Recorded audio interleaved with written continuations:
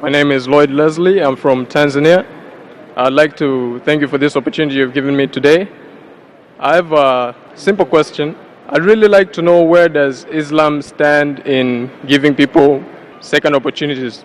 Because I believe as all human beings, we all make mistakes, but we tend to judge each other differently. If I break a glass or if I stab someone, it's okay, but it's different when someone commits adultery or kills. So how do you actually weigh sins? I just want to know that. How do you justify these things in Islam? Brother asked a very good question, that what is the Islamic viewpoint on giving someone a second opportunity? If you read the Quran and the Hadith, Almighty God does not give you second opportunity, He gives you hundreds of opportunities. Hundreds. Allah says that never despair at the mercy of Allah. Never despair, never think that Allah will never forgive you. That's the reason every chapter of the glorious Quran, except for Surah Tawbah, chapter number 9, begins with the beautiful formula, Bismillah ar-Rahman ar-Rahim. In the name of Allah, most gracious, most merciful. You may have done maximum sins in the world, yet never think that Allah will not forgive you, as long as you repent. Now, in Islam, there are certain criteria for repentance. If you have done a sin, and if you repent, Allah will inshallah forgive you. To repent, there are some criteria. First, you agree what you're doing is wrong. Number 2, stop it.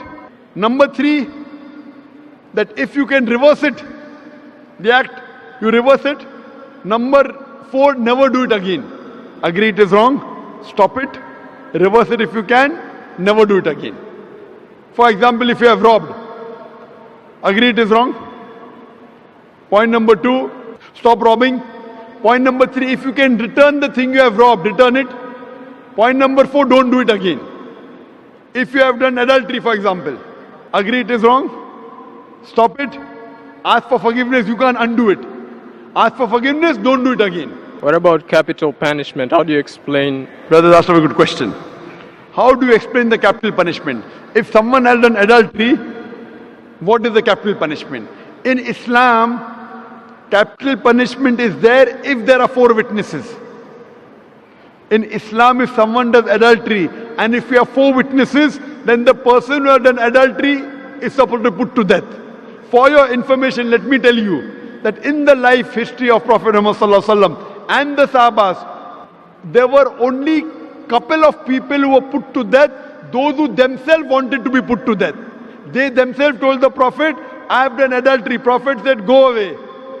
Again the lady came. The Prophet said, when the child is born, come to me. The Prophet kept on evading, but she insisted. Then when she insisted, then the Prophet said, okay, stone her to death. And when she died, one of the Muslims cursed her. So the Prophet said, the forgiveness that she has asked for, even if you distribute in the whole city of Medina, yet it will be more. That means she wanted to be punished so that she will go to Jannah. There is not a single case in the hadith of Muhammad Sallallahu Alaihi Wasallam where a person was put to death because of 4 witnesses. There were few cases, all of them volunteered to be killed. That means even today, even in Saudi Arabia, I don't know of any case where a person is put to death because of adultery, because of 4 witnesses. Unless the person himself or herself comes and tells, I have done adultery, put me to death. That means don't do adultery in public. It's a big sin. It's a major sin. It's the 10th major sin in Islam.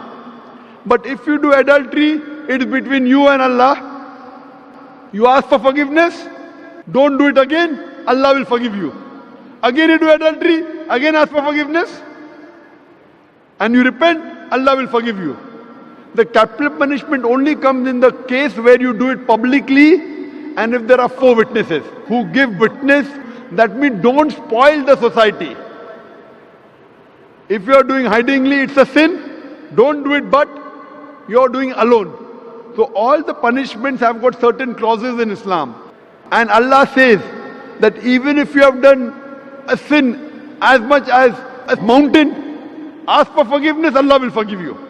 So in Islam, Allah is the God who is most merciful, most gracious, most benevolent. Whatever sins you have, you ask for forgiveness, Allah will forgive you. You change your lifestyle, repent correctly, and inshallah you'll go to paradise. Hope that answers the question. Thank you very much. Thank you.